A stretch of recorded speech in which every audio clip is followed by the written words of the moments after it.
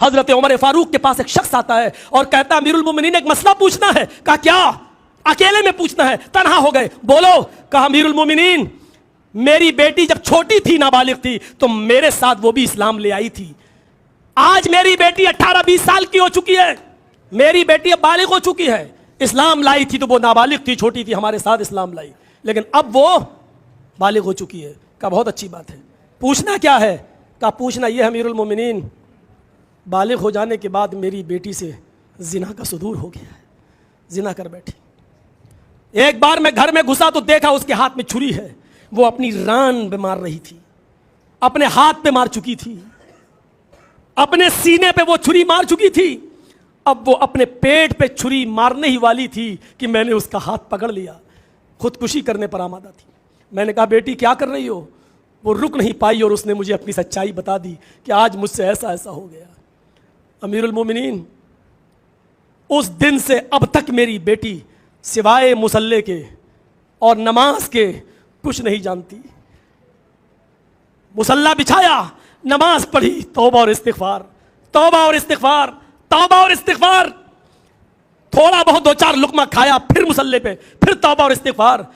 میں باپ ہوں, میں گواہی دیتا ہوں اس کے آنکھوں سے اتنے آنسو گرے ہیں. مجھے امید ہے کہ میرے رب نے میری بیٹی کے آنکھوں کے آنسوؤں سے اس سیاہی کو دھل دیا ہوگا. مجھے امید ہے. کہا میرے پاس کیوں آئے ہو؟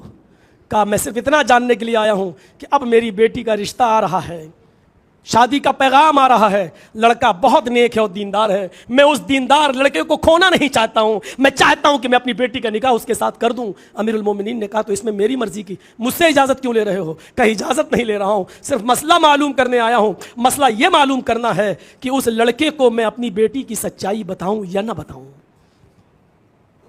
اگر میں نے کہہ دیا کہ میری بیٹی سے ایک بار زنا ہو گیا, دیندار لڑکا ہے, اس کی غیرت گوارا نہیں کرے گی میری بیٹی سے شادی کرنے کے لیے. پھر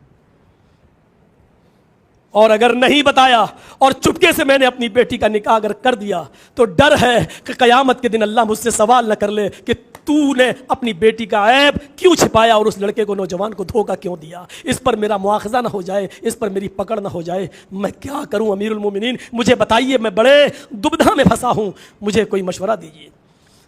حضرت عمر فاروق نے پہلے تو کوڑا نکالا اور کہا دل کرتا ہے کہ میں تمہیں 10 کوڑے لگاؤں. جب یہ بات تیری بیٹی اور تیرے درمیان تھی تو تو نے مجھے اپنی بیٹی کے بارے میں پھر بتایا کیوں؟ مجھ سے بھی شیئر کیوں کیا؟ لیکن چونکہ تجھے مسئلہ معلوم کرنا تھا اس لیے تم آئے ہو. یہ بات امیر المومنین کے دل تک رہے گی. میرے دل میں ایک قبر ہے, گڈھا ہے, اس قسم کی باتیں میں وہیں دفن کر دیتا ہوں. اب مسئلے کا جواب سنو.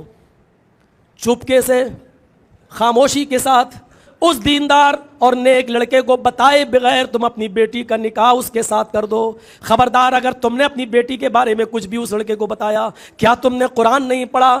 اللہ فرماتا ہے التائب من الذنب کمن لا ذنب لہ, جو اپنے گناہ سے توبہ کر لے وہ اللہ کے دربار میں ایسا ہو جاتا ہے جیسے اس نے کوئی گناہ کیا ہی نہیں. مجھے امید ہے تیری بیٹی کے آنکھوں کے آنسوؤں سے اللہ نے سیاہی کو دھل دیا ہوگا. جب اللہ نے تیری بیٹی کے عیب کو چھپا لیا تو کون ہوتا اس کو ظاہر کرنے والا؟